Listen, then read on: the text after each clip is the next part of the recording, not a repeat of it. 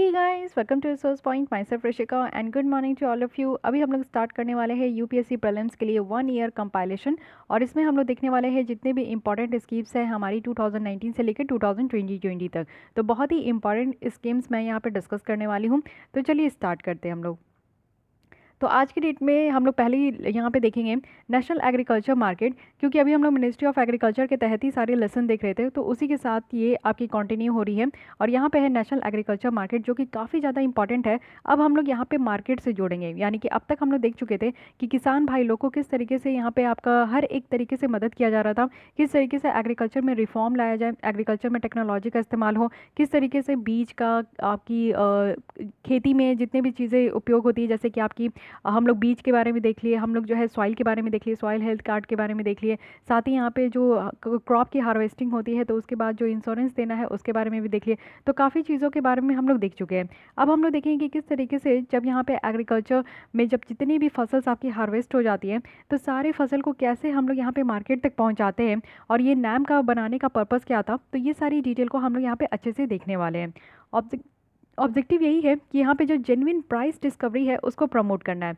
It means कि आप लोग देखते हो कि किसी भी क्रॉप को उगाने में फार्मर्स बहुत ज़्यादा एफर्ट्स लगाते हैं। उनकी इनपुट तो आप लोग सोच भी नहीं सकते। अगर आप लोग जो है ग्रामीण क्षेत्र से बिलोंग करते हो और आपने कभी किसानी करते हुए किसान को देखा है, तभी आप लोग इस चीज़ को समझ पाओगे। अदरवाइज शायद ही आप लोग ये समझ पाओगे कि वो लोग काफ़ी ज़्यादा मेहनत करते हैं, बहुत ज़्यादा इनपुट देते हैं और उस तरीके का उनको आउटपुट नहीं मिलता। तो ये सबसे ज़्यादा ड्रॉबैक कहा जाता है हमारे एग्रीकल्चर सेक्टर में। तो यहाँ पे जेन्युइन प्राइस डिस्कवरी करना है, इस चीज़ को यहाँ पे प्रमोट किया जा रहा है। साथ ही फार्मर की जो ऑप्शंस है कि वो यहाँ पे मार्केट में भी लाकर, यानी कि मार्केट को तो सबसे पहले एक्सेस करें, यानी कि वो समझ पाए कि कहाँ पे वो अपने फसल वगैरह को बेच सकते हैं। तो उसके लिए मार्केट एक्सेस करना ज़रूरी है। मार्केट एक्सेस करके वहाँ पे अपने सामानों को वो बेच सकें। लिबरल लाइसेंसिंग होनी चाहिए, यानी कि अगर यहाँ पे कोई ट्रेडर्स है, बायर्स है, अगर कुछ भी कोई खरीदते हैं या फिर कोई ट्रेडर्स है, तो उनको यहाँ पे एक अच्छा खासा जो है एक लिबरल लाइसेंसिंग, यानी कि एकदम से ऐसा आपको टर्म्स एंड कंडीशन नहीं देना है या फिर इतना ज़्यादा आपको ड्यूरेशन भी नहीं देना है लाइसेंस प्रोवाइड करने में कि यहाँ पे एक सीज़न ही, क्रॉप सीज़न ही आपका जो है बीत जाए और नेक्स्ट क्रॉप सीज़न आ जाए। तो लिबरल लाइसेंसिंग प्रोसेस होना चाहिए, जिसमें कि आपका लाइसेंस देने में ज़्यादा डिले नहीं करना है और ज़्यादा जो है यहाँ पे आपका टर्म्स एंड कंडीशंस भी नहीं मांगनी चाहिए। एक बार लाइसेंस अगर ट्रेडेड को यहाँ पे वैलिड हो जाता है, तो एक बार अगर लाइसेंस मिल जाती है तो ट्रेडर ये वैलिड हो जाते हैं कि वो यहाँ पे स्टेट में जितने भी मार्केट है ना, उसको वो यहाँ पे मतलब कि उससे वो व्यापार कर सकते हैं। तो बस एक बार लाइसेंस से ही ये काम बन जाता है, तो इसलिए यहाँ पे लाइसेंसिंग प्रोसेस जो है ना उसको यहाँ पे लिबरल रखना चाहिए। और ये इसका ऑब्जेक्टिव भी है कि यहाँ पे आपका जो लाइसेंसिंग प्रोसेस है उसको लिबरल रखा जाएगा। उसके बाद जो क्वालिटी स्टैंडर्ड है एग्रीकल्चर प्रोड्यूस की, उसको हार्मोनाइज करना है। यानी कि ऐसा नहीं है कि बस यहाँ पे आपकी कोई भी स्टैंडर्ड हो जाए और एग्रीकल्चर प्रोड्यूस किसी भी तरीके का जो है फसल यहाँ पे निकल कर आ जाए, नहीं। यहाँ पे क्वालिटी पे भी बहुत ज़्यादा ध्यान दिया जाएगा। साथ ही सिंगल पॉइंट ऑफ लिवाई है, यानी कि अगर यहाँ पे मार्केट फीस भी लग रहा है ना, तो सिर्फ एक ही जगह लगेगा। फर्स्ट होलसेल परचेज से ही लगेगा, यानी कि जो फार्मर्स है यहाँ पे पूरे थोक में, होलसेल मतलब कि बड़े हिस्से में जो आप खरीदते हो, तो बस उसी समय यहाँ पे फीस वगैरह लगेगी। साथ ही स्टेबल प्राइस भी यहाँ पे प्रमोट करना है और अवेबिलिटी होनी चाहिए, क्वालिटी प्रोड्यूस जो कि कंज्यूमर्स को मिले। हम जैसे जो कंज्यूमर्स हैं, हम जैसे जो लोग हैं जो कि इस तरीके से हम लोग जितनी भी फसल है उसको हम लोग कंज्यूम करते हैं, तो हमारे लिए यहाँ पे क्या है कि हम लोग को एक क्वालिटी वाली प्रोड्यूस होनी चाहिए। साथ ही किसान को क्या है कि उनको यहाँ पे स्टेबल प्राइस हो। कभी हम लोग देखते हैं कि अनियन की प्राइस बहुत ज़्यादा हाई हो जाती है, 200 रुपये पर केजी भी थी, और कभी 20 रुपये पर केजी की होती है। तो इस तरीके का जो है ना बहुत ज़्यादा हाई वॉलेटिलिटी हो जाती है हमारी इकोनॉमी में। सप्लाई एंड डिमांड की जो प्रोसेस है वो भी कहीं ना कहीं डिसरप्ट हो जाती है, काफ़ी चीज़ें अफेक्ट होती है उस चीज़ों से। तो यहाँ पे हर एक जितनी भी आपकी क्रॉप्स वगैरह है उसकी कम से कम प्राइस स्टेबल होनी चाहिए। साथ ही एक सॉइल टेस्टिंग लेबोरेटरी प्रोविजन रहे यहाँ पे कि मिट्टी को अपने आप जो है ना फार्मर्स एक सॉइल टेस्टिंग लेबोरेटरी बनाए, जो कि हम लोग सॉइल हेल्थ कार्ड में भी देखे थे कि उनको एक प्रोविजन दिया गया है कि वो लोग अपने गाँव में एक सॉइल टेस्टिंग लेबोरेटरी बना सकते हैं अपने सेलेक्टेड मंडीज़ के पास में। और जहाँ पे भी जिस भी मिट्टी में वो अपनी क्रॉप को उगा रहे हैं या फिर उगाने का सोच रहे हैं, नेक्स्ट सीजन के लिए अगर स्टार्ट कर रहे हैं, प्रिपेयर कर रहे हैं, तो उससे पहले वो अपनी मिट्टी की क्वालिटी को टेस्ट कर सकते हैं। तो ये सारी ऑब्जेक्टिव है जो कि यहाँ पे नैम के तहत दिया गया है। अब कुछ हम लोग साइलेंट फीचर्स देख लेते हैं कि साइलेंट फीचर्स में यहाँ पे क्या कहा जा रहा है। तो सबसे पहले समझने का कोशिश कीजिए कि ये सेंट्रल सेक्टर है कि ये आपकी सेंट्रली स्पॉन्सर है। इसके ऊपर मैं बहुत ज़्यादा प्रेशर करती हूँ, आपको डीप में समझाने का कोशिश करती हूँ कि क्योंकि ये वन ऑफ द कन्फ्यूजिंग आपको स्टेटमेंट देखने को मिलेगा। तो इसलिए हम लोग यहाँ पे देखेंगे कि ये सेंट्रल सेक्टर स्कीम कैसे है। सबसे पहले समझने का कोशिश कीजिए कि एक मार्केट बनाया जाएगा। तो मार्केट बनाने की बात जो की जा रही है, स्टार्टिंग में ये सेंट्रल गवर्नमेंट अपने हाथ में रखेगी, क्योंकि यहाँ पे अगर हर एक स्टेट गवर्नमेंट को इस तरीके का अगर प्रोविज़न दे दें तो हर एक स्टेट में एक अलग प्रॉब्लम होती है। उनके यहाँ की फसल की जो आप देखोगे कि उनकी जो कटाई होती है, उनकी जो बिक्री होती है, उनकी जो सेल परचेज़ की जो आपकी जो पैटर्न होती है वो अलग होती है। आप लोग पंजाब, हरियाणा और बिहार ये सारे वाले रीजन में आप देखोगे तो यहाँ पे जो है ना बहुत ज़्यादा मात्रा में आपकी जो है फसल की कटाई वगैरह होती है। इनकी अलग पैटर्न है, सदर्न इंडिया की अपनी अलग पैटर्न है। तो हर एक स्टेट गवर्नमेंट अपने तरीके से जो है वो अपना फ्रेम करने लगेगी। तो फिलहाल अभी ये क्या है कि आपका एक न्यू स्कीम है जिसमें कि मार्केट बनाया जा रहा है, तो इसलिए यहाँ पे सेंट्रल गवर्नमेंट जो है पूरी तरीके से इस पर फोकस करेगी। और मेन तो है कि यहाँ पे फंडिंग प्रोवाइड करना है, क्योंकि बिना फंडिंग के तो इस मार्केट का आपका एग्जीक्यूशन होगा नहीं। तो फंडिंग जो प्रोवाइड किया जा रहा है, यहाँ पे एक फंड स्ट्रक्चर भी बनाई जा रही है जिसको एग्रीटेक इंफ्रास्ट्रक्चर फंड यहाँ पे बनाया गया है। तो ये मेनली जो है ना आपके एग्रीकल्चर के इंफ्रास्ट्रक्चर को ही यहाँ पे फंड प्रोवाइड करेगी। तो इसलिए ये पूरी तरीके से सेंट्रल सेक्टर स्कीम हो गई। अब नाम की बात करें तो ये pan India electronic trading portal है। तो ये क्या हो गई कि एक पोर्टल है जो कि यहाँ पे आपका पैन इंडिया है, कहने का मतलब है कि पूरी इंडिया में ये चलेगी। और यहाँ पे एक नेटवर्क है जो कि एग्जिस्टिंग अभी एपीएमसी है, और दूसरे जो मार्केटिंग यार्ड है ना वो इसको देखेंगे, जो कि हमारी नेशनल मार्केट को यूनिफाइड करेगी पूरे एग्रीकल्चर कमोडिटीज़ के लिए। जो small farmers agri business consortium है वो भी यहाँ पे सेलेक्ट की गई है, जिसको कि लीड एजेंसी बनाया जा रहा है, जो कि यहाँ पे नाम को इम्प्लीमेंट करेगी।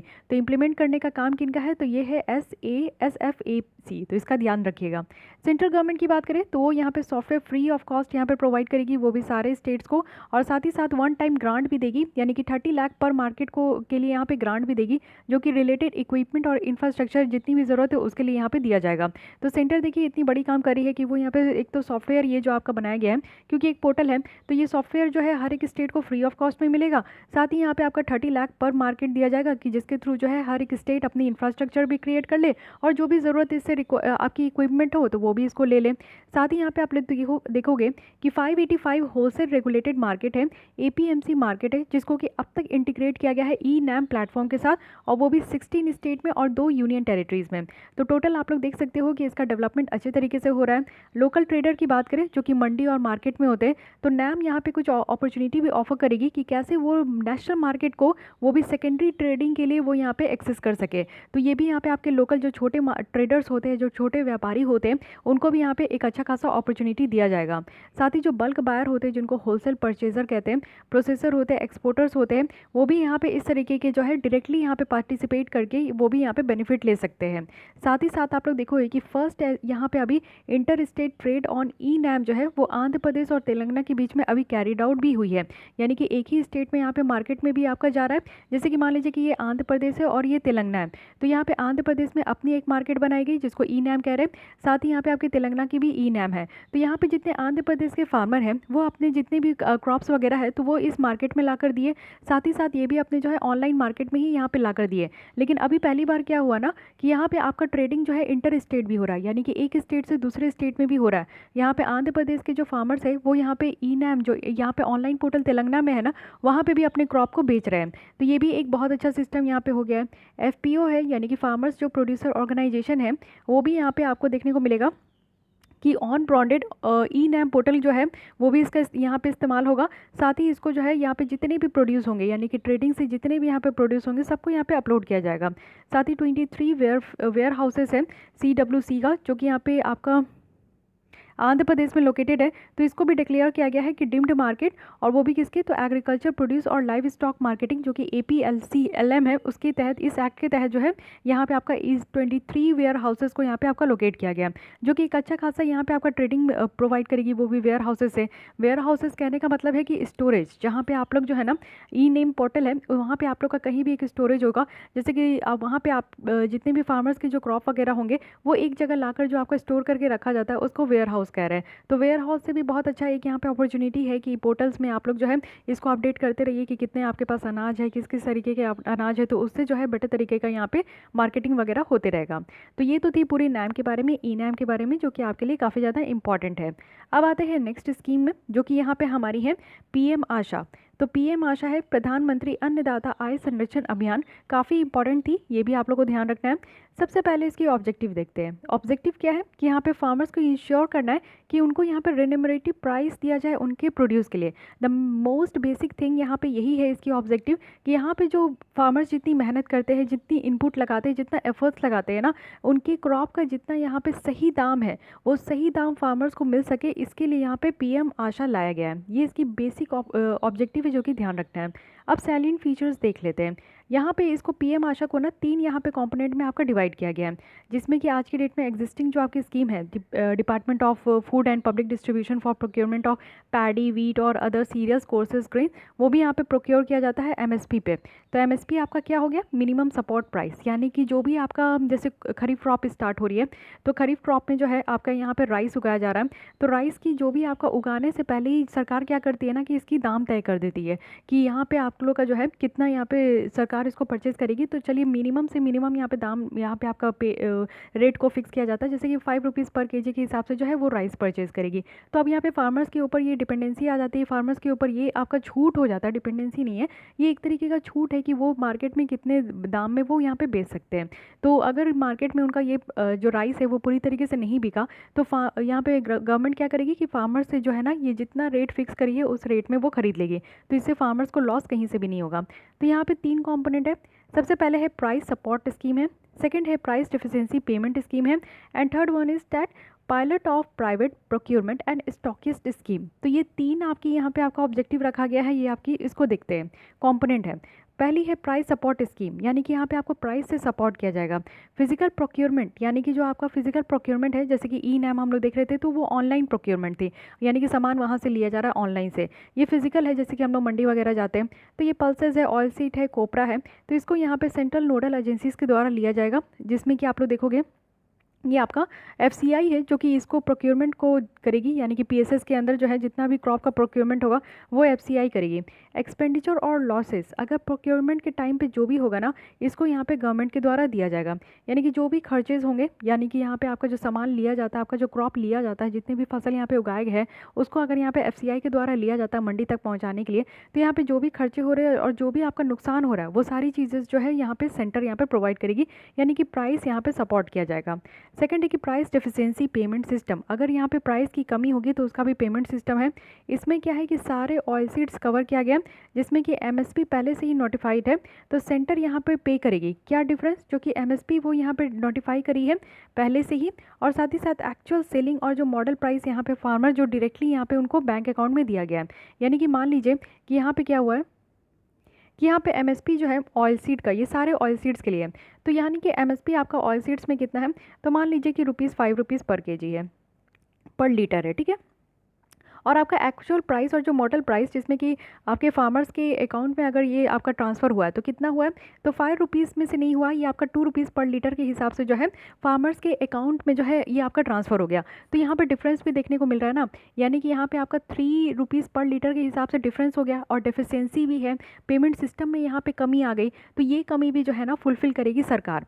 और ये जो फार्मर्स है जो कि यहाँ पे क्रॉप को सेल कर रहे हैं अपने रिकॉग्नाइज्ड मंडीज़ में, तो वो अगर नोटिफाइड पीरियड तक अगर वो सेल कर रहे हैं ना तभी उनको इस तरीके का बेनिफिट दिया जाएगा। यानी कि जितने भी मंडीज़ है, जाने पहचाने वाली मंडीज़ है, उसमें वो अपना क्रॉप को सेल कर रहे हैं, और एमएसपी तो सरकार पहले ही तय कर देती है, और एमएसपी से अगर उनको डिफरेंट तरीके का अगर उनके अकाउंट में, बैंक अकाउंट में अगर पैसे दिए गए, तो ये भी डिफिशिएंसी अगर उनको कम होता है, यानी कि अगर यहाँ पे फार्मर्स के पैसे कम हो जाते हैं पेमेंट सिस्टम में, तो फिर यहाँ पे कमी, यानी कि एमएसपी माइनस जो भी यहाँ पे आपका जो एक्चुअल सेलिंग और जो मॉडल प्राइस फार्मर्स को दिया जा रहा है उनके बैंक अकाउंट में, तो उसको यहाँ पे माइनस करके जितना होगा वो यहाँ पे किया जाएगा।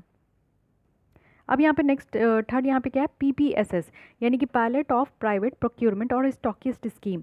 यानी कि अगर हम लोग इस ऑयल सीड के केस में देखें तो स्टेट के पास ये ऑप्शन होगा कि वो रोल आउट कर सकते हैं पीपीएस को, वो भी सेलेक्ट डिस्ट्रिक्टेड में, यानी कि जितने भी सेलेक्टेड डिस्ट्रिक्ट है उसमें वो यहाँ पे रोल आउट कर सकते हैं, जहाँ पे प्राइवेट प्लेयर भी जो है ना वो प्रोक्योर कर सकते हैं क्रॉप्स को एमएसपी में। अब क्या है, यहाँ पे आप देख सकते हो कि प्राइवेट प्रोक्योरमेंट है, पहले तो सरकार कर रही थी, अब यहाँ पे क्या है ना कि प्राइवेट कंपनीज़ भी, प्राइवेट जो आपकी प्लेयर्स है वो भी यहाँ पे जो है जितने भी क्रॉप्स वगैरह है उसको प्रोक्योर कर सकते हैं और उसको यहाँ पे एमएसपी भी लगा सकते हैं, यानी कि मिनिमम सपोर्ट प्राइस भी दे सकते हैं जब ये मार्केट प्राइस आपका ड्रॉप होने लगेगा एमएसपी से। तो प्राइवेट प्लेयर्स जो है ना वो यहाँ पे कंपेंसेट करेंगे सर्विस चार्जेस जो कि अप टू 15% है एमएसपी का, यानी कि एमएसपी जो है मान लीजिए यहाँ पे सरकार के द्वारा लगाया गया है 5%, आपका 5 रुपीज़ पर केजी के हिसाब से, वो भी यहाँ पे ऑयल सीड में, ठीक है। लेकिन अब अगर मान लीजिए कि 5 रुपीज़ पर केजी से भी कम चला गया और ऑयल सीड की प्राइस जो मार्केट में है वो 2 रुपीज़ पर केजी में आपका बिकने लगा, तो ये क्या हो गया, ये तो फार्मर्स को ही घाटा हो गया। तो यहाँ पे क्या होने वाला है कि ये जो आपका डिफरेंस है और यहाँ पे जो ये घाटा हो रहा है ना, ये प्राइस आपका जो कम हो गया, जो एमएसपी यहाँ पे सरकार पे कर रही थी, इस सरकार यहाँ पे जो फिक्स करी थी, इससे जब कम हो गया तो उसमें क्या करेंगे कि यहाँ पे प्राइवेट प्लेयर्स आएंगे और वो सारे सामान को जो है वो सारे क्रॉप्स को प्रोक्योर कर लेंगे, वो भी एमएसपी पे। इस एमएसपी पे जो है ना प्राइवेट जो प्लेयर्स है वो यहाँ पे आपके जो है प्रोक्योर कर लेंगे। सरकार यहाँ पे तय करी थी, लेकिन अब यहाँ पे प्रोक्योर कौन करेंगे, प्राइवेट प्लेयर्स करेंगे। तो ये 3 तरीके का यहाँ पे आपका रखा गया, यानी कि कहीं से भी जो है ना फार्मर्स को नुकसान नहीं होना चाहिए और फार्मर्स को सही पैसे मिलना है। पहला क्या है कि प्राइस सपोर्ट दिया जाएगा, अगर यहाँ पे प्रोक्योरमेंट जो एफसीआई के द्वारा किया जा रहा है अगर उसमें किसी भी तरीके का खर्चे हो रहे हैं या फिर घाटा हो रहा है तो सरकार यहाँ पे करेगी। सेकंड है कि एमएसपी से और जो एक्चुअल प्राइस उनको दिया जा रहा है बैंक अकाउंट में उसमें अगर कोई भी डिफिशेंसी है, कमी है, तो उसको भी यहाँ पे किया जाएगा। और थर्ड है कि अगर एमएसपी से कम पे अगर आपका मार्केट में अगर यहाँ पे आपका दाम गिर गया उस ऑयल सीड्स का, तो उसमें क्या करेगी कि उस एमएसपी जो कि डिसाइड किया गया है ना उस पर प्राइवेट प्लेयर्स जो है प्रोक्योर कर लेगी क्रॉप को। तो ये 3 तरीके से यहाँ पे फार्मर्स को जो है काफ़ी अच्छा हेल्प देने की बात की जा रही है। तो तीनों में डिफरेंस आप लोग को ध्यान रखना है। अब आते हैं प्रधानमंत्री कृषि सिंचाई योजना के बारे में, थोड़ी सी इरिगेशंस के बारे में भी देख लेते हैं। यहाँ पे कृषि सिंचाई यानी कि मेनली ये इरिगेशन की ही बात कर रहे हैं। यहाँ पे ऑब्जेक्टिव है कि हम लोग अचीव करेंगे वो भी कन्वर्जेंस, जो कि इन्वेस्टमेंट हो कर रहे हैं हम लोग यहाँ पे कहाँ, तो फील्ड लेवल के इरिगेशंस में। तो इरिगेशंस में जो हम लोग इन्वेस्टमेंट कर रहे हैं उसी को यहाँ पे हम लोग इन्हांस करेंगे, उसी के जो कन्वर्जेंस है उसको और अचीव करेंगे। देखिए ये सारी जो आपको स्कीम्स है ना ये BD 365 की ही है, लेकिन अब आप लोग को पता है कि क्या हो गई है, तो मैं यहाँ पे आप लोग को जो है ना इस तरीके से PPT के फॉर्म में प्रोवाइड कर रही हूँ। तो आप लोग प्लीज़ इसको कंटिन्यू रखिएगा देखने का। जितना लास्ट तक मैं प्रोवाइड कर चुकी थी वो सारे लेसन्स आप लोग को जो है टेलीग्राम में मैंने लिंक प्रोवाइड करी थी, वहाँ के थ्रू जाकर आप लोग देख सकते हो। और उसके आगे आपको सारे लेसन्स अब यहाँ पे मिलने वाले हैं, और अगर एक बार कंप्लीट हो जाती है तो मैं पहले की भी लेसन्स आप लोग को प्रोवाइड कर दूँगी, बट कुछ समय के लिए अभी नहीं कर सकती हूँ, वो सारे मुझे हाइड करने पड़े, तो अभी आप लोग को इसी से काम चलाना होगा, ठीक है। साथ ही यहाँ पे एक्सप्लोर करना है जो फिजिबिलिटी है reusing treatment municipal waste water, वो भी यहाँ पे काम, तो पेरी अर्बन एग्रीकल्चर में। साथ ही हम लोग को एक्यूफायर्स को भी रिचार्ज करना है और सस्टेनेबल वाटर कंजर्वेशन प्रैक्टिसेस को भी इंट्रोड्यूस करना है। देखिए सिंचाई योजना की मेन ऑब्जेक्टिव मैं बताती हूँ, इतना आप लोग पढ़ोगे तो कंफ्यूज हो जाओगे। यहाँ पे ऑब्जेक्टिव यही है कि इस तरीके से सिंचाई करनी है कि सबसे पहले वाटर हमारी कंजर्व हो सके, क्योंकि पानी के लेवल जो है ग्राउंड वाटर लेवल वो बहुत ज़्यादा नीचे जा रही है। पानी की बर्बादी सिंचाई की तरह, जब सिंचाई किया जाता है तो फार्मर्स जो है ना पानी की बर्बादी बहुत करते हैं, क्योंकि उनको उस समय नहीं पता होता कि कितने क्रॉप को किस तरीके से पानी देना है, और वो जिस तरीके से पानी देते हैं मेजोरिटी जो फार्मर्स होते हैं उनके कारण वाटर की बहुत वेस्टेज होती है। तो सबसे पहले सस्टेनेबल वाटर के कंजर्वेशन प्रैक्टिस पे ध्यान देना है, और जो हमारी एक्वीफायर्स है उसको भी यहाँ पे रिचार्ज करना है, यानी कि इस तरीके से यहाँ पे एक टेक्निक लेकर आना है जिससे कि हमारी ग्राउंड वाटर भी जो है ना रिचार्ज होते रहे। साथ ही एक अच्छा खासा यहाँ पे प्राइवेट इन्वेस्टमेंट को भी इरीगेशंस में यहाँ पे अट्रैक्ट करना है, कि जिससे अच्छा खासा जो प्राइवेट प्लेयर्स है वो यहाँ पे इन्वेस्ट कर सके। साथ ही हमारी जो एक्सटेंशन एक्टिविटीज़ है उसको भी प्रमोट करें जो भी वाटर हार्वेस्टिंग से रिलेटेड है। इट मीन्स कि वाटर हार्वेस्टिंग जिसमें कि हम लोग जो है पानी को सेव करके रखें, वाटर को मैनेज करें, तो ये सारी चीज़ें भी हम लोग करनी है। और कहाँ करना है, तो ग्रास रूट लेवल पे करना है, यानी कि एकदम बॉटम लेवल पे जाकर ये सारी काम करनी है। अब यहाँ पे साइलेंट फीचर्स क्या है, सबसे पहला है कि डिसेंट्रलाइज स्टेट लेवल प्लानिंग है, और यहाँ पे प्रोजेक्टाइज्ड एग्जीक्यूशन स्ट्रक्चर है, जिसमें कि हम लोग स्टेट को अलाउ करेंगे कि वो एक डिस्ट्रिक्ट इरिगेशन प्लान बनाए, स्टेट इरिगेशन प्लान बनाए, और इन्वेस्टमेंट भी जो है ना ये फार्म लेवल पे ही होगा। तो इस तरीके का आपका डिसेंट्रलाइज स्टेट लेवल है प्लानिंग है। इट मीन्स कि यहाँ पे हर एक लेवल पे जो है यहाँ पे आपका प्लानिंग किया जाएगा। स्टेट लेवल में आप लोग देख रहे हो कि स्टेट इरिगेशन प्लान बनाना है, डिस्ट्रिक्ट लेवल पे डिस्ट्रिक्ट इरिगेशन प्लान बनाना है। साथ ही इसको सुपरवाइज और जो मॉनिटर किया जाएगा वो inter ministerial national steering committee करेगी, जो कि PM के अंदर होती है। साथ ही साथ यहाँ पे यूनियन मिनिस्टर्स होते हैं सारे कंसर्न मिनिस्ट्रीज़ के। एक नेशनल एग्जीक्यूटिव कमेटी भी है जिसको कि बनाया जाएगा, वो भी यहाँ पे वाइस चेयरमैन नीति आयोग के, यहाँ पे जो नीति आयोग के वाइस चेयरमैन है उनके यहाँ पे आपके चेयरमैनशिप के तहत इसको बनाया जाएगा, जिसके थ्रू ये जो हमारी इरिगेशन प्रोग्राम है ना उसका यहाँ पे जो है इम्प्लीमेंटेशन सही हो सके। अब देखिए यहाँ पे नीति आयोग इंक्लूड है, तो नीति आयोग इंक्लूड इसलिए है क्योंकि आप लोग समझ सकते हो कि वाटर से रिलेटेड जो भी बात होती है ना उसमें नीति आयोग बहुत ज़्यादा फोकस करती है। तो नीति आयोग की एक रिपोर्ट भी आती है कंपोजिट वाटर इंडेक्स, क्योंकि वाटर के मैनेजमेंट में ये ज़्यादा फोकस करती है। तो यहाँ पे इरिगेशन की बात हो रही है, इसलिए नीति आयोग यहाँ पे इंक्लूड है। अगर यहाँ पे कृषि सिंचाई योजना की बात करूँ तो यहाँ पे इसको जो भी ऑनगोइंग स्कीम था इससे पहले, उसी के साथ इसको जोड़ दिया गया। तो किस किस स्कीम के साथ इसको जोड़ दिया गया है ये भी आपको जानना ज़रूरी है। सबसे पहले है एक्सेलरेटेड इरिगेशन बेनिफिट प्रोग्राम, उसके बाद है integrated watershed management programme, on farm water management, ये कंपोनेंट है आपके नेशनल मिशन और सस्टेनेबल एग्रीकल्चर। तो ये चीज़ें आप लोग को ध्यान रखना है। समटाइम्स ऐसी भी ऑप्शंस देखने को मिली है कि यूपीएससी इस तरीके की ऑप्शंस खेल लेती है कि पहले के कुछ कुछ स्कीम्स का नाम देकर और बोला जाता है कि इसके साथ इसको मर्ज किया गया। तो बिल्कुल सही है।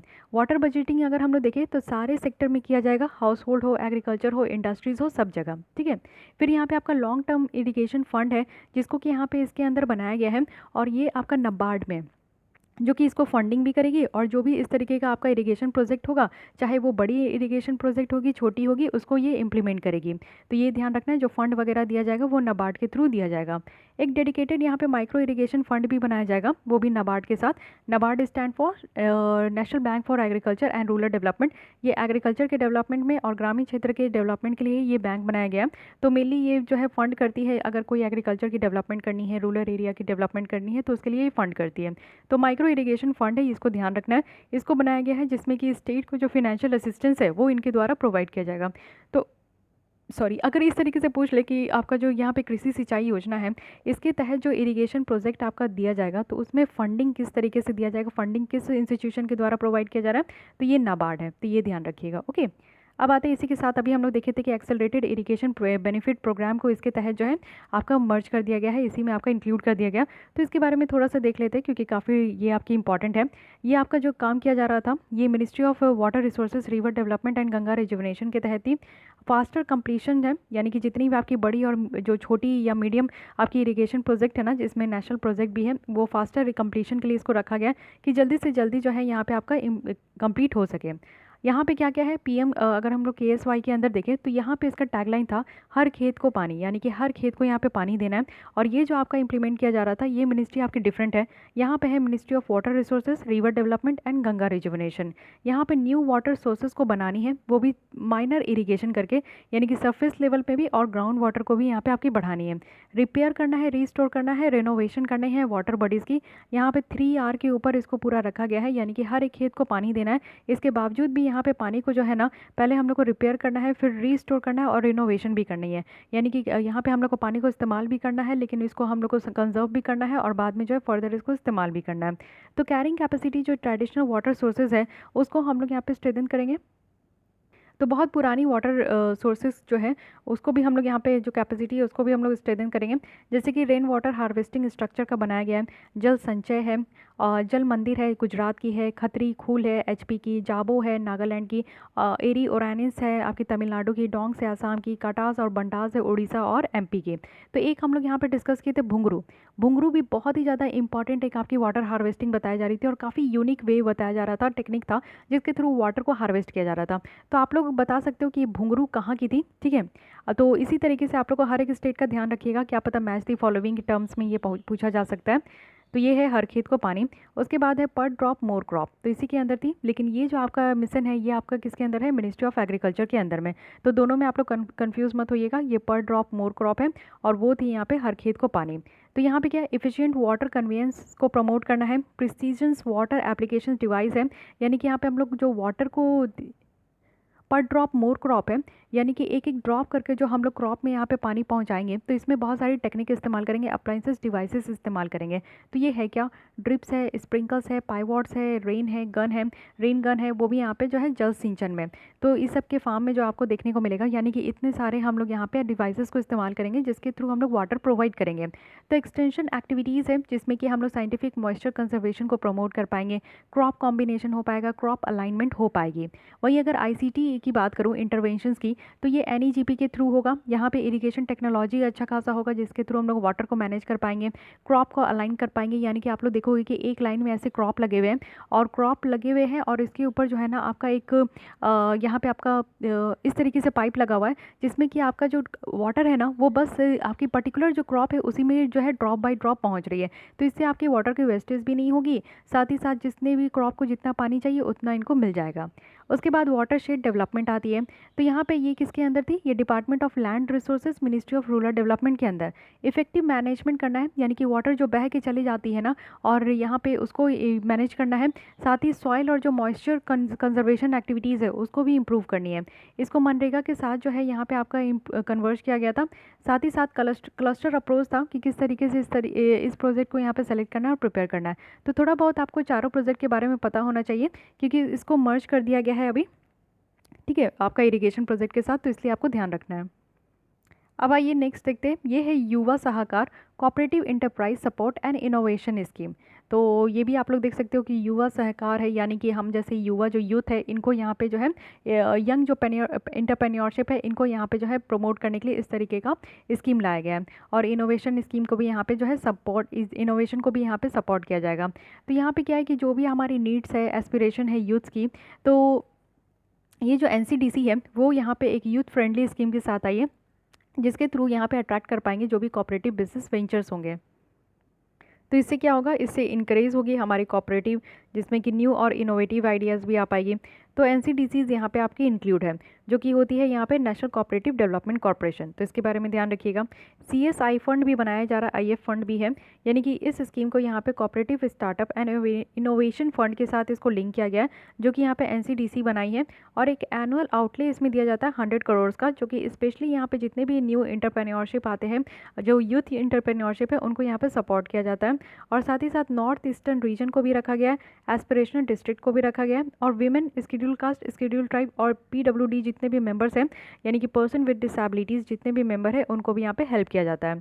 फंडिंग की अगर बात करूँ तो इस प्रोजेक्ट में जो फंडिंग है वो यहाँ पे 80% जो प्रोजेक्ट का कॉस्ट होता है ना, वो यहाँ पे आपका जो है, यानी कि मान लीजिए कि कोई आप लोग जैसे कि आपकी कुछ इनोवेटिव आइडियाज़ है, आप अपनी कुछ कंपनी या बिजनेस स्टार्ट करना चाहते हो, आपका कुछ प्रोजेक्ट है, तो आप इंटरप्रेन्योर हो गए, तो आप अपनी प्रोजेक्ट को, आप अपनी बिजनेस को स्टार्ट करना चाहते हो, आपके जो प्रोजेक्ट का कॉस्ट है उसका 80% जो फंड है ना वो यहाँ पे आपको इससे मिल जाएगा, CSIF फंड से मिल जाएगा। और स्पेशल कैटेगराइज किया गया है, यानी कि 70% अदर्स है। अगर स्पेशल कैटेगराइज में है तो 80% फंड मिलेगा, अदरवाइज 70% तो आपको मिलेगा ही। इस स्कीम में 2% लेस है, जो कि एप्लीकेबल रेट ऑफ इंटरेस्ट है, इन टर्म्स ऑफ लोन दिया जा रहा है। और कॉस्ट अप टू 3 करोड़ से हुआ तभी यहाँ पे दिया जा रहा है, जिसमें कि 2 साल की मोरेटोरियम है, कि यहाँ पे 2 साल तक जो है ना आपको यहाँ पे पेमेंट जो भी प्रिंसिपल में है उसमें आपको पेमेंट करने की ज़रूरत नहीं है, 2 साल का मोरेटोरियम दिया गया है। एलिजिबिलिटी अगर हम लोग देखें कि कौन कौन इस फंड का उपयोग कर सकते हैं, तो सारे टाइप ऑफ कॉपरेटिव्स जो भी यहाँ पे एटलीस्ट 1 ईयर से ऑपरेट हो रहे हैं और उनका पॉजिटिव नेट वॉर्थ है, तो वो ये सारे जो स्टार्टअप्स है, वो सारे जो यूथ एंटरप्रेन्योर्स है, वो यहाँ पे एलिजिबल है कि इस तरीके का प्रोजेक्ट के लिए फ़ंड ले सकते हैं। ठीक है, तो कुछ NCDC के बारे में समझते हैं, क्योंकि अब ये बेसिक है, इसके बारे में पढ़ा जा रहा है, तो इसके बारे में आपको जो है कहीं ना कहीं स्टैटिक बैकग्राउंड से क्वेश्चंस पूछ लिया जा सकता है। तो ये सोल अथॉरिटी ऑर्गेनाइजेशन है जो कि वर्क करती है मिनिस्ट्री ऑफ एग्रीकल्चर और फार्मर वेलफेयर के तहत, और एक एपेक्स फाइनेंशियल और डेवलपमेंटल इंस्टीट्यूशन के जैसा काम करती है। और एक्सक्लूसिवली ये डिवोटेड किस लिए है, तो कोऑपरेटिव सेक्टर के लिए। इसमें क्या है ना कि प्रोग्राम्स को स्ट्रेंथन किया जाएगा, प्रमोट किया जाएगा, जो भी सेक्टर्स आपको देखने को मिलेंगे, चाहे वो एग्रीकल्चर है या फिर एलाइड सेक्टर्स है, जैसे कि डेयरी होगी, पोल्ट्री होगी, लाइव स्टॉक है, फिशरीज है, कॉटन गिनिंग है, स्पिनिंग है, शुगर है, नोटिफाइड सर्विस भी है, जैसे कि हॉस्पिटैलिटी है, और ट्रांसपोर्ट है, रूरल टूरिज्म है, हॉस्पिटल है। ये सारी जगह पे भी अगर आप लोग का यहाँ पे कोई भी प्रोग्राम वगैरह होता है तो उसको यहाँ पे स्ट्रेंथन की जाती है और प्रमोट किया जाता है NCDC के द्वारा। ओके, तो ये ध्यान रखना है, मिनिस्ट्री ध्यान रखना है किस मिनिस्ट्री के अंदर में। अब आइए आगे देखते हैं, ये है किसान क्रेडिट कार्ड, जिसको KCC भी कहते हैं। इसकी ऑब्जेक्टिव तो आप लोग समझ ही रहे हो कि यहाँ पे टाइमली क्रेडिट सपोर्ट प्रोवाइड करना है, वो भी बैंकिंग सिस्टम से। और ये एक सिंगल विंडो है, यानी कि यहाँ पे आपको जो होता है ना कि आप वहाँ जाके काम करा लीजिए, आप वहाँ जाके काम करा लीजिए, ये काम के लिए आपको वहाँ दौड़ना है, वो काम के लिए आपको वहाँ दौड़ना है, तो इसके लिए नहीं है। अगर किसान को यहाँ पे क्रेडिट लेना है तो एक ही जगह से जो है बैंकिंग सिस्टम में वो यहाँ पे क्रेडिट सपोर्ट उनको दिया जाएगा। अब क्या, कौन से ऐसे किसान हैं, कौन से ऐसे फार्मर्स हैं जिनको यहाँ पे इस तरीके का लाभ दिया जाएगा, तो बेनिफिशरीज कौन कौन होंगे, सारे फार्मर्स जिसमें कि इंडिविजुअल भी होंगे, जॉइंट बोरोवर भी होंगे, और जो कि ओनर कल्टिवेटर्स होंगे, जिनका अपना खुद का जो है कल्टिवेटर्स है। टीनेंट फार्मर भी है, यानी कि टीनेंट फार्मर जैसे कि मान लीजिए कोई ज़मीन है, उसमें जो है मैं कह दूं कि ठीक है आप लोग यहाँ से क्रॉप वगैरह उगाइए, उसका कुछ परसेंट आप रखिएगा और कुछ परसेंट बेच दिया जाएगा, तो इस तरीके का होता है। सेल्फ हेल्प ग्रुप या फिर joint liability group of farmer है, जिसमें टीनेंट फार्मर भी है, शेयर क्रॉपर्स भी है। तो ये सारे जितने भी फार्मर्स के कैटेगरी में आते हैं वो यहाँ पे बैंकिंग सिस्टम से जो है लोन ले सकते हैं, यानी कि एक तरीके का आपका क्रेडिट ही है। तो सैलेंट फीचर्स क्या है, जो लोन यहाँ पर डिस्पर्स किया जाता है KCC के तहत, ये ब्रॉड बेस्ड होता है, बहुत बड़े पैमाने में, और इसको वर्किंग कैपिटल जैसा भी यूज़ किया जा सकता है। और शॉर्ट टर्म क्रेडिट रिक्वायरमेंट की अगर बात करें, यानी कि क्रॉप्स को कल्टीवेट करने के लिए शॉर्ट टर्म जो क्रेडिट है वो भी यहाँ पे दिया जाएगा, या फिर हार्वेस्ट करने के बाद यानी कि कटाई करने के बाद जो यहाँ पे एक्सपेंसेस है, खर्चे हैं, उसके लिए भी दिया जाएगा, या फिर मार्केटिंग लोन को प्रोड्यूस करने के लिए भी दिया जाएगा। कंजप्शन जो भी यहाँ पे फार्मर हाउस होल्ड को ज़रूरत है उसके लिए भी यहाँ पे आपका जो है लोन दिया जाएगा। ये जो लोन आपका दिया जा रहा है ये नोटिफाइड क्रॉप के लिए है, जिसको कि यहाँ पे क्रॉप इंश्योरेंस स्कीम के अंदर जो कवर किया गया है उसी क्रॉप को यहाँ पे आपका जो है दिया जाएगा। साथ ही यहाँ पे आपका फैसिलिटी है एटीएम का भी, यानी कि रुपे कार्ड जो है, यानी कि रुपे कार्ड आप लोग देखते हो कि ये हमारे कंट्री की कार्ड है, तो रुपे कार्ड जो यहाँ पे है उसके थ्रू एटीएम की भी फैसिलिटी है। वन टाइम डॉक्यूमेंटेशन है और किसी भी नंबर, कितने भी नंबर तक आप विड्रॉवल कर सकते हो, यहाँ पे आपका लिमिट तक है, यानी कि with in the limit any number of withdrawal यहाँ पे किया जा सकता है। तो आप लोग भी देखते हो कि एक दिन में जो भी बैंक आपका है उसमें 5-6 इस तरीके का नंबर ऑफ लिमिट है कि आप लोग एक दिन में या एक महीने में जो है आप लोग इसको विड्रॉ कर सकते हो। तो स्कीम जो है ना वो यहाँ पे केसीसी यानी कि किसान क्रेडिट कार्ड के रिस्क को भी कवर कर रही है, यानी कि ये कार्ड के होल्डर अगर कोई है तो उसके भी रिस्क को यहाँ पे कवर किया जा रहा है। मान लीजिए कि यहाँ पे कोई किसान के पास ये कार्ड है, उनकी डेथ हो गई या फिर वो परमानेंट जो है डिसेबल हो गए, उनकी जो है पैरालिसिस अटैक हो गई या फिर उनके हाथ पैर कट गए एक्सीडेंट में, तो इस तरीके का डिसेबिलिटी हो गई जो कि काम नहीं कर सकते हैं, तो इससे क्या होगा, या फिर कोई एक्सटर्नल वायलेंट या विजिबल मीन से उनको अगर इस तरीके का भी कोई प्रॉब्लम है तो उनके लिए भी यहाँ पे जो है रिस्क को कवर किया गया है। साथ ही यहाँ पे गवर्नमेंट जो है वो भी बहुत सारी इनिशिएटिव ले रही है केसीसी सैचुरेशंस के लिए, जिसमें कि फार्मर्स को यहाँ पे इंगेज किया गया है, इंक्लूड किया गया है, वो भी एनिमल हस्बेंड्री के, फिशरीज़ के, और कोई भी प्रोसेसिंग फ़ीस जो लोन का अंडर केसीसी में है ना, तो यहाँ पे कोई भी आपका प्रोसेसिंग फ़ीस नहीं है। रेजिंग लिमिट अगर हम लोग देखें तो कोलेटरल फ्री एग्रीकल्चर लोन है जो कि 1 लाख से 1.6 लाख तक लिया जा सकता है, तो कोई भी चीज़ को गिरवी रखने की ज़रूरत नहीं है, यहाँ पे कोलेट्रल रखने की ज़रूरत नहीं है, तो कोलेट्रल लोन जो है 1 लाख तक और 1.6 लाख तक जो है यहाँ पे फार्मर्स के द्वारा लिया जा सकता है। तो ये सारी प्रोविजंस है जो कि काफ़ी इंपॉर्टेंट है, ध्यान दीजिएगा, पूछा जा सकता है। ठीक है, अब आते हैं strengthening and modernisation of pest management approach in India, जिसको SMPMA कह रहे हैं, यानी कि जो हमारी पेस्ट मैनेजमेंट है, अभी देखिए इस पे ध्यान दिया जा रहा है। क्यों ध्यान दिया जा रहा है? क्योंकि आप लोगों को पता है कि जो केमिकल का छिड़काव करते हैं, पेस्टिसाइड्स वगैरह जो यहाँ पे फार्मर्स के द्वारा छिड़काव किया जाता है, वो इतने ज़्यादा हार्मफुल होते हैं ना कि फार्मर्स की भी कई बार डेथ हो जाती है उस हार्मफुल पेस्टिसाइड्स को इनहेल करने से। और समटाइम्स ऐसा होता है कि उनको डोजेस नहीं पता होता है कि किस तरीके से पेस्ट को रोकने के लिए कितना पेस्टिसाइड्स छिड़कना है, कभी वो लोग ज़्यादा ज़रूरत से ज़्यादा भी कर देते हैं तो क्रॉप्स को भी नुकसान होता है। अब ये जो छिड़काव हो रहा है पेस्ट का, तो उसमें क्या है कि ये क्रॉप्स के ऊपर ये आपकी छिड़काव होती है, और क्रॉप्स जब यहाँ पे आपके बड़े होते हैं, यानी कि यहाँ पे जो अनाज आपका बड़ा होता है, तो उसमें कहीं ना कहीं पेस्टिसाइड्स का गुण भी उसमें आ जाता है, यानी कि वो उस तरीके के अगर क्रॉप को हम जैसे कंज्यूमर अगर कंज्यूम करें तो वो पेस्टिसाइड्स की जो हार्मफुल इफेक्ट है वो हमारे बॉडी में भी एक समय के बाद देखने को मिलेगा। तो इसलिए हमारे कंट्री में जो है ना पेस्ट मैनेजमेंट करना बहुत ज़्यादा ज़रूरी है। और इस तरीके के जो केमिकल प्रोडक्ट है, जो पेस्टिसाइड्स वगैरह हैं, वो बहुत महंगे आते हैं, तो महंगे आते हैं तो फार्मर्स को अगेन बहुत प्रॉब्लम होती है, क्योंकि पेस्टिसाइड्स जो है यूज़ करना ज़रूरी होता है, क्योंकि बहुत ज़्यादा कीट फटिंगे से फार्मर्स की जो क्रॉप है ना वो बर्बाद हो जाती है। तो इसलिए इसको अच्छे तरीके से एक मैनेजमेंट करने की अप्रोच लाई गई है। ऑब्जेक्टिव क्या है कि हम लोग को क्रॉप प्रोडक्शन को मैक्सिमाइज़ करना है और इनपुट कॉस्ट कम होना चाहिए। सबसे पहली ये मेजर बात है कि फार्मर्स की इनपुट कॉस्ट ही इतना ज़्यादा होती है ना, जितना वो आउटपुट नहीं निकाल पाते, बेच बाच के जो है उनको उतना नहीं मिल पाता है। तो फार्मर्स की इनपुट कॉस्ट को कम करना है, ये यहाँ पे मेन फंडा है। साथ ही इन्वायरमेंटल पॉल्यूशन भी बहुत होता है, ज़रूरत से ज़्यादा फर्टिलाइज़र देने, ज़रूरत से ज़्यादा पेस्टिसाइड्स देने से क्या होता है ना, सॉइल की जो फर्टिलिटी है वो कम होने लगती है।